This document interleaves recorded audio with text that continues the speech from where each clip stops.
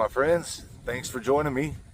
Today I'm going to be riding around Lake Charles and a couple of surrounding areas to show you some more famous graves around here.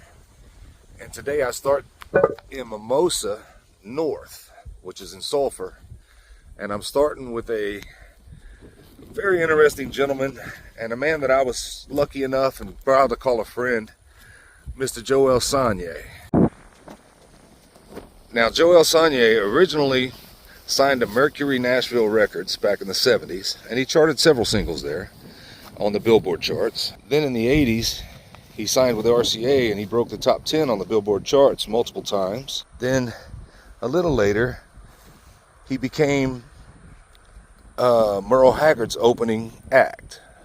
He released more than 30 albums in his life. He was nominated at least 3 times for Grammys. Finally, February 8, 2015, he finally won a Grammy for the Best Regional Roots Album.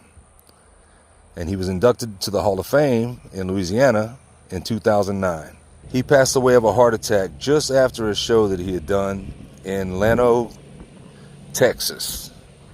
He was 77 years old.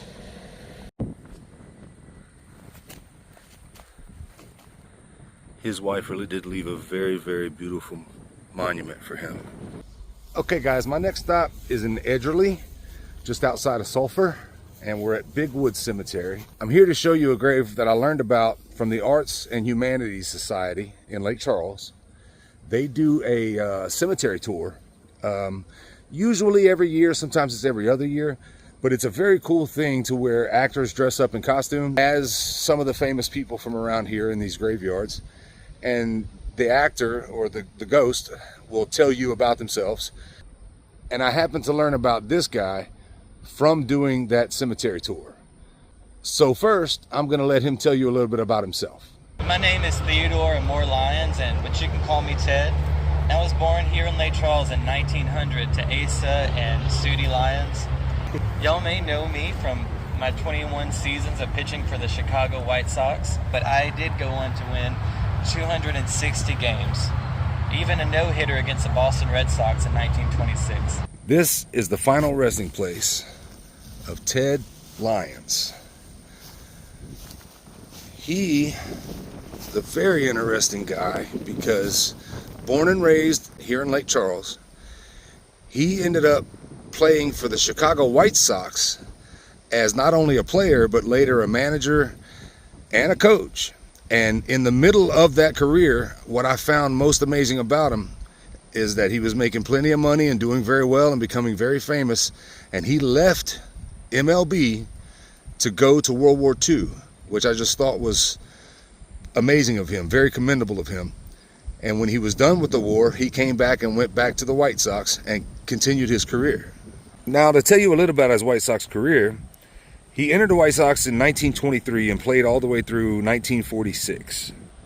He did 21 Major League Baseball seasons, all for the same team. He stayed with the White Sox.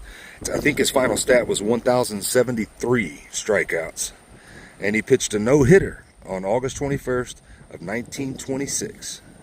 The Hall of Fame inducted him in 1955, and he's the only one in the Hall of Fame to have more walks than strikeouts.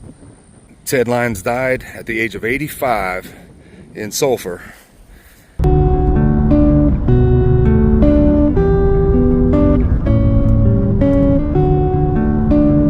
Next grave that I'm going to show you guys, there's a judge, and I'm really excited to show you guys because there's a fascinating story with it. Hey, I'm at Cambrai Cemetery in Lake Charles now. This is the final resting place of the Honorable Norma Holloway Johnson, who died here in Lake Charles in 2011. Actually was born in Lake Charles as well in July of 1932. Now, Miss Johnson, which I found fascinating, was not only the first African American to serve as Chief Judge of the United States District Court in Washington, D.C., but she was appointed twice by 2 different presidents. First by President Nixon, and later by President Jimmy Carter. And eventually, she presided over the grand jury investigation into Bill Clinton's affair with Monica Lewinsky. I did not have sexual relations with that woman. In other words, it was up to her whether or not Kenneth Starr was allowed to do the investigation in the first place. You know how that turned out. Indeed, I did have a relationship with Miss Lewinsky that was not appropriate. All right, guys. Now I'm coming to you from the very beautiful down Common Street. It's called Highland Memorial Park.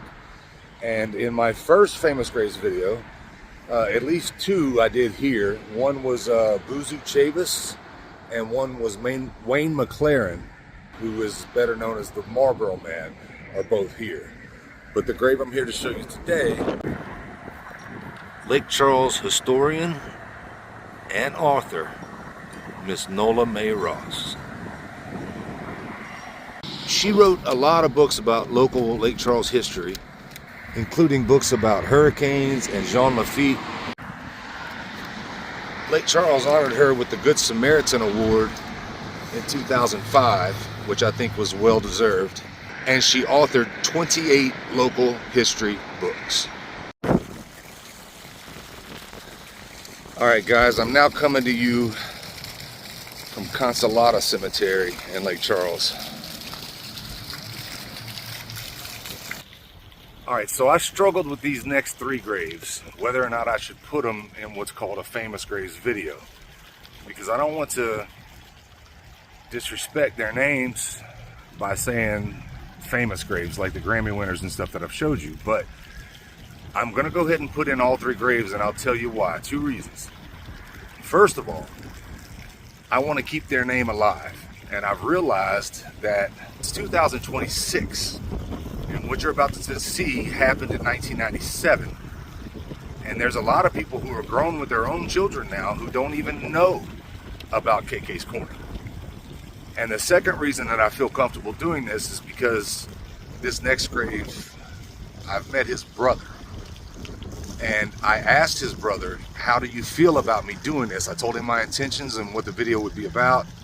And he said, yeah, man, keep my brother's name alive. And it made me feel more comfortable about it. So the next three graves are the murder victims of the most infamous murders in Lake Charles history, the KK's Corner triple homicide. We start in Lake Charles, where the community is recovering from a tragic and shocking crime. 3 young people murdered, their bodies left in the store cooler. It all happened at the intersection of Highway 14 and Tom Hebert Road. All right, guys, this was the first of the victims from KK's Corner. This is Mark Patrick Bradford LaBeouf, but we knew him as Marty.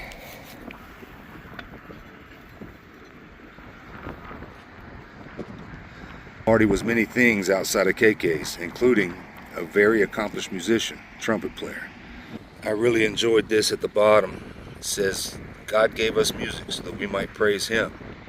He gave us Marty so that he would be one of humanity's voices to do so. All right, I think it's important to say at this point that KK's Corner is such a sensitive, touchy subject around Lake Charles because of the conspiracy theories, or whatever you want to call them. Some of us call them facts, some of them call them conspiracies. These rumors, people still believe them. Let them say them. They ought to say them to you, and if they do, I'm sure lawsuits will follow. Wayne McKelvin doesn't know pain, and he never will. I'm not going to go into that in this video, although KK's Corner deserves its own video, and maybe someday I can get to that.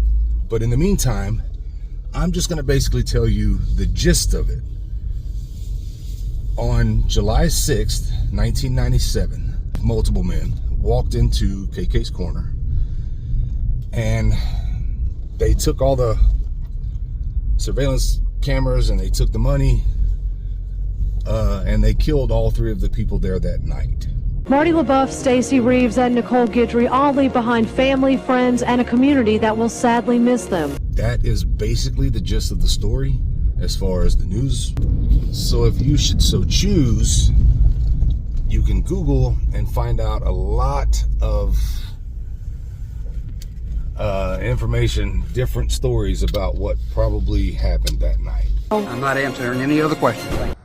Okay, the second victim that night at KK's is in Ritchie Cemetery in Moss Bluff. This is the final resting place of Stacy Lynn Reeves. Her friends called her Boogie. She was only 26 years old. And in 2021, one of her twins, she had twin daughters that were only 2 years old at the time of the murder. But in 2021, one of those twins, Tracy Reeves, passed away and is buried right next to her mother here.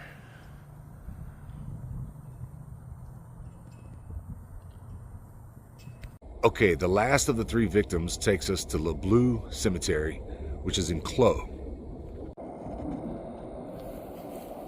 This is Nicole Guidry.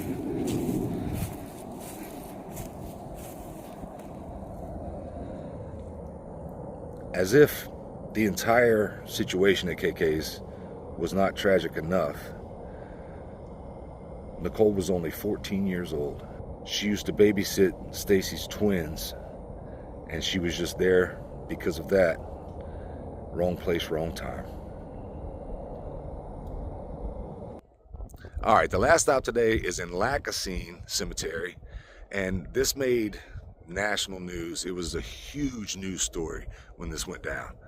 That Louisiana State Trooper who was shot in the head by a man during a traffic stop yesterday has died. Authorities now plan to charge the accused shooter, 54-year-old Kevin Daigle, who you see on the screen, with first-degree murder. State police say Trooper Stephen Vincent was responding to reports of a reckless driver. When he got to the vehicle in question, troopers say the man behind the wheel, 54-year-old Kevin Daigle, got out of his truck and started firing a shotgun, hitting the officer, Officer Vincent, in the head. Police say Daigle stood over the wounded officer to tell him he was going to die soon. Other drivers stopped the gunman and helped the trooper until paramedics could arrive. He went to the hospital, but that trooper has now died. This is the final resting place of Trooper Stephen Vincent.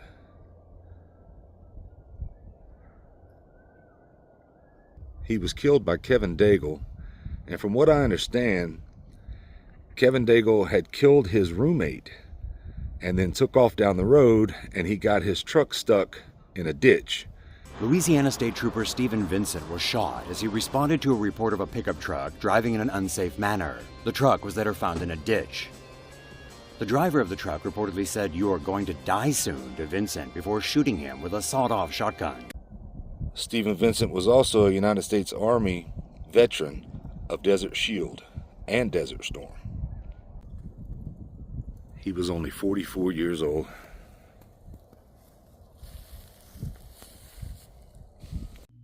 That's going to do it for today. Thank you guys for joining me. If you liked what you saw here today, please give this video a thumbs up. Please subscribe to the channel. And as always, thank you for hanging out. I'll see you next time.